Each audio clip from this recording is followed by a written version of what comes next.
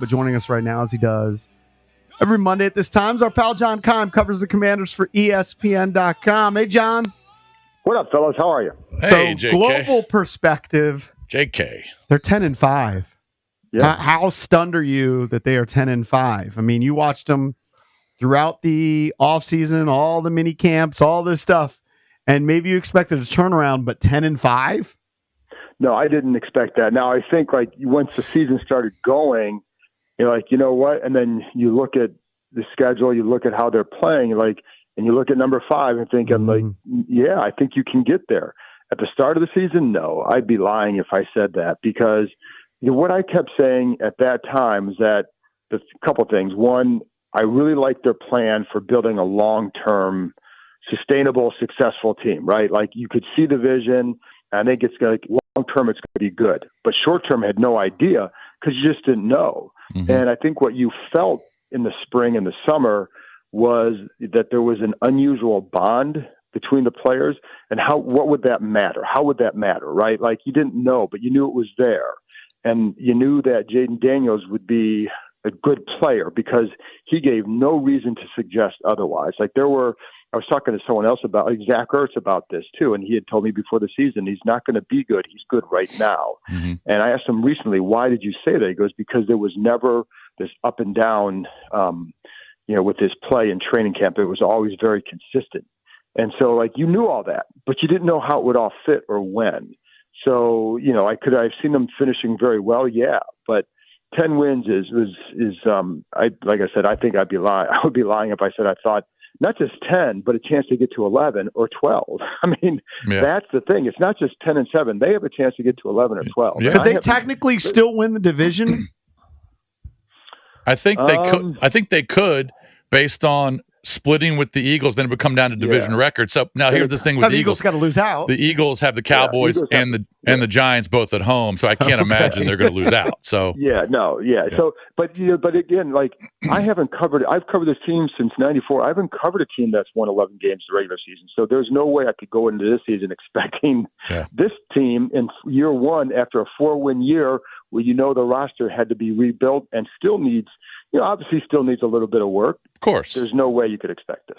All right. There's so many plays and events in this game. I mean, whether it's injury to Hurts or drop balls or penalties, right? But we were talking about, JP and I were talking about this very first segment we were breaking down the game.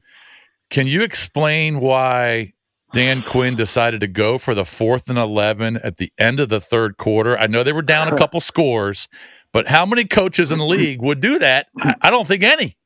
No, I don't think you'd have many. And I was surprised by that. I mean, it's not 4th and 3. It's 4th and 11. No. And it's funny because with those 4th down, I know they're situational, but there have been a couple where, the 4th and 3 was it a few weeks ago, was it against Dallas? I think it was. They missed the field goal where he thought, okay, this is the time you go for it, and then you don't. And 4th 11, it's like, at first I saw him out there, I was like, well, is this for real? And it was, and, you needed a spark.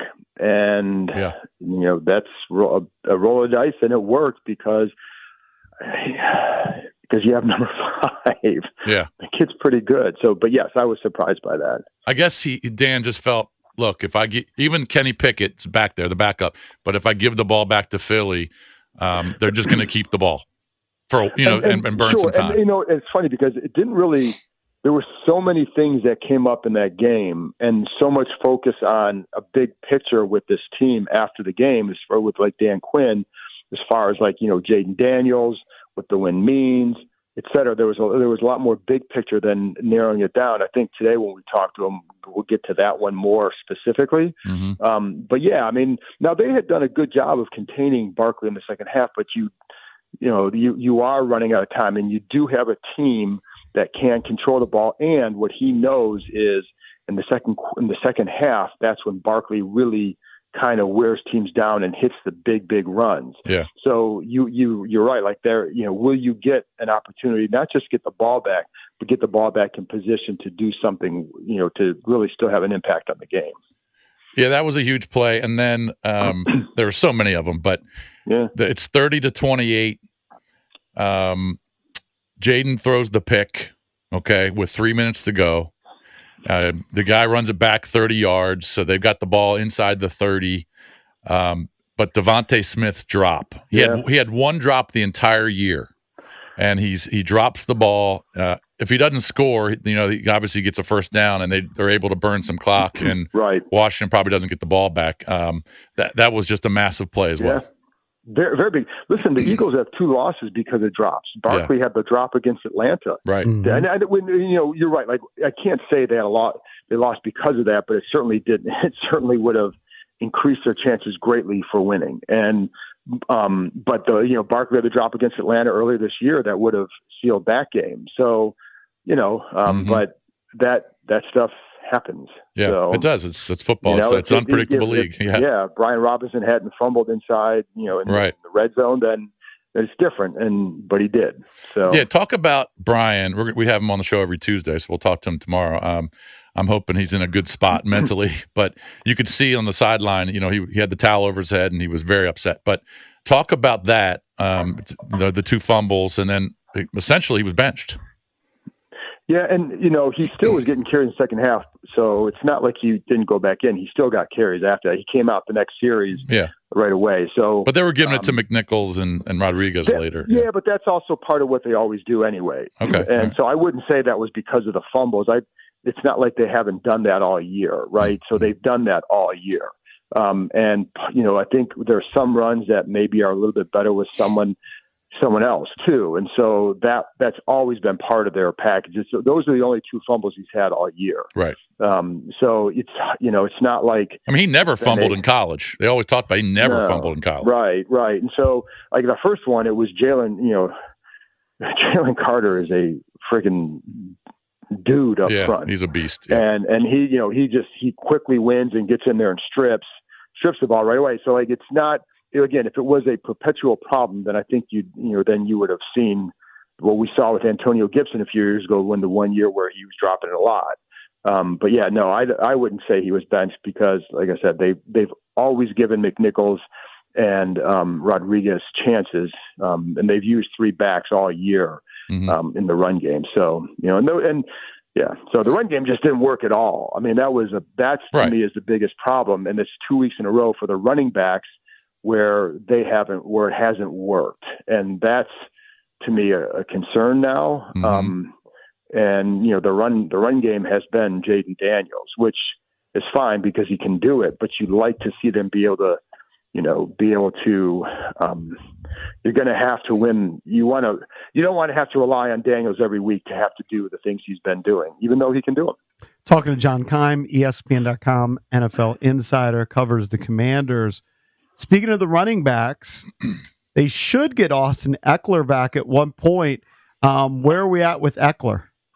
Don't know yet. And I know he was out of practice a week or 2 ago, but don't know yet. So I think that's always a hard one till when you go on IR with a concussion like this, you just I would say he's probably not going to come back.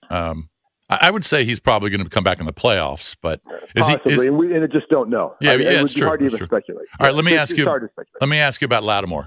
Your thoughts on his performance? He had 3 penalties, a couple back-to-back pass interferences. I thought the second call was dicey, but some of those calls on both sides, the roughing the passer on Carter when he just pushed Jaden was ridiculous. Yeah. But to talk about Latimore's performance, and then also, he goes out of the game with a hamstring. Yeah, and so we'll don't have an update on the injury. We'll know more later today, and it's just troubling when a guy who has a history of hamstring issues has a hamstring issue, and so like that definitely is troubling. The couple thoughts on that matchup. One, you're right. Like I didn't the first PI, the long one, okay, that's legit. The second one was kind of iffy. Yeah. And I guess Greg Olsen on the telecast was saying that, he was kind of complaining about that call. Yeah. I thought so. It's one of the things I like about the Eagles, how aggressive they are, and they're not going to back down from anybody.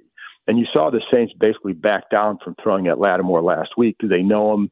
They don't have quarterbacks who have confidence. They didn't have A.J. Brown.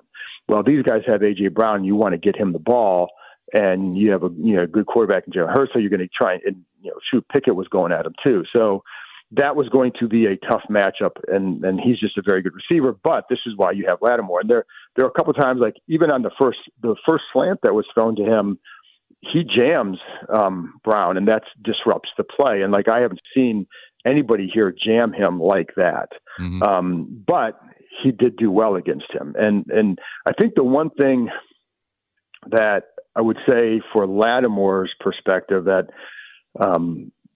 an intense competitor, and you can see it in that matchup, that I think I would worry about other corners being defeated by a game like that. I don't think he would be at all. Right. So I think that's like, in a bigger picture, it's what they quote unquote the dog mentality. I think that's what you see. But A.J. Brown, got the best of him yesterday. So, and he's a very good receiver, and he won that battle. But there were a couple of times where he broke up some plays too with it, but Brown had some big plays, and there you go. So your thoughts? But I would say, like with Latimore, like you see things that make him a different corner compared to what we've seen here. Oh, he's clearly an upgrade. So that's why I say that, and I think he's if there are other corners, you would think it would open the door to questions. With him, it's just like, okay, this guy won the battle today. Move on to next week and see. But the hamstring is a concern. It would be a concern for me because again, he's got a history of it. Can't imagine what the atmosphere was like yesterday at the stadium.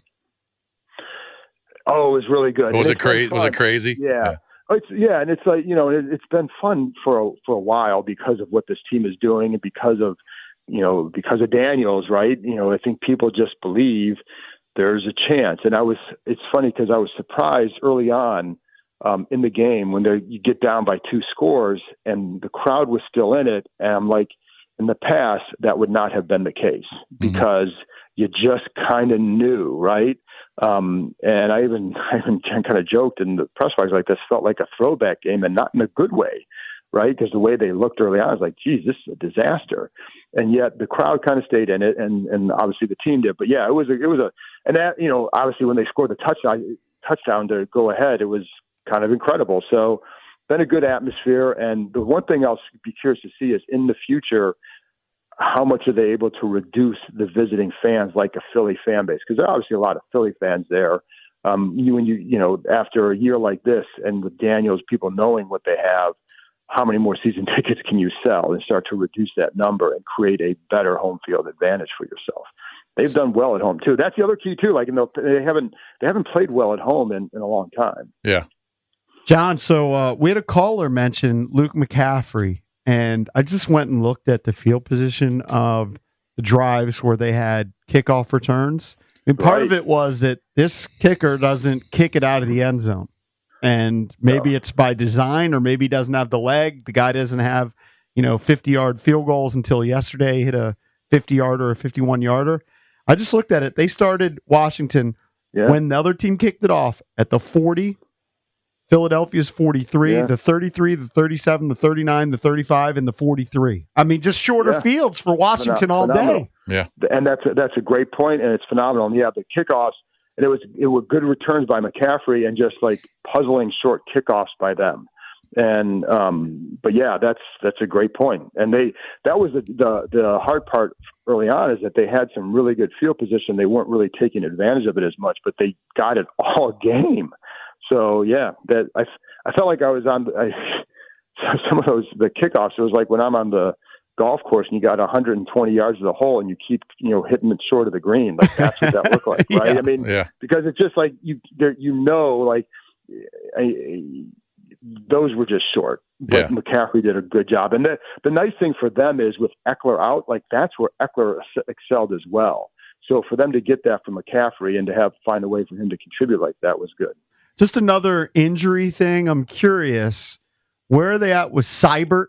Is he going to end up coming back as the kicker? Zane didn't have any field goals yesterday. It was 4 for 4 in extra points. I'm curious what's going to happen with kicker moving forward. Well, I think when he's healthy, he'll be the guy.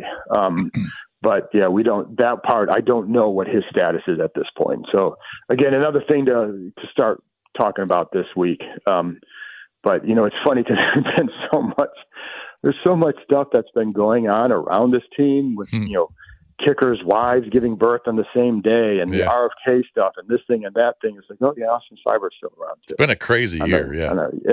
It has been, and not in the way it had been in the past. It's been a better crazy. And just think about like what happened this weekend. That like it's almost like there's been 2+ decades of black clouds lifted, and someone's kind of finally smiling on this franchise where you get the bill for RFK passes, or it gets to the president's desk to be signed, right? And then you have this improbable comeback. And I know Jalen Hurts was out. They hung up, and I've tweeted this, but they hung up 36 points on a defense that I would consider as maybe the best in the league, despite having 5 turnovers and having a 6th possession where you turn the ball over at midfield on downs, right? Like that's kind of incredible that they hung up, that they scored that much. Right. With no running game. Yeah. Teams that turned the ball over 5 times compared to 1. I know Philly had 2 fumble. They had the fumble at the end, but I don't even count that. So it was basically 5-1.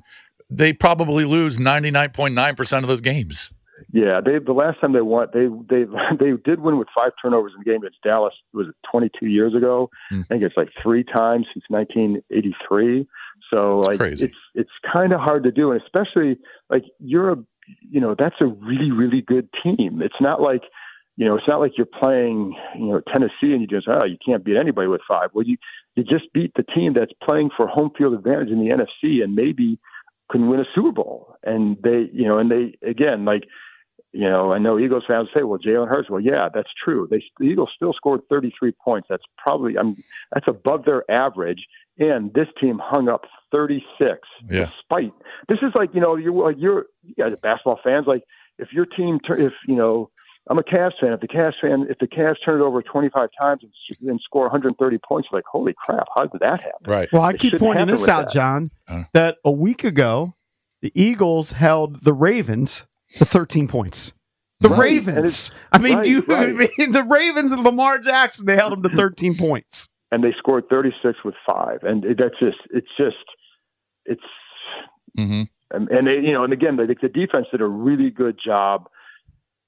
And, and it's funny because I know, again, Jalen Hurts, but it's not like he hasn't been criticized for his passing this year. Where he excels is when you get outside the pocket, he can make more plays, and he's bigger so he can break tackles. And but they did a really good job on Barkley in the second half. It was 16 for 27. Like they were able to focus on him. Yeah. And like because like the line is still the same. Like they were running well in the first half after Hurts went out. They have the best line in football. They have a talented group of pass catchers, and they have the best running back in football. So, there's still a lot to contend with. It wasn't like they're facing Garrett Gilbert, who had been here for 2 days. That's true. John, man, enjoy it. All right. We'll 10-5, first time since 1991. Still got a big one on Sunday, but enjoy it. Yeah. All right. Thanks, guys.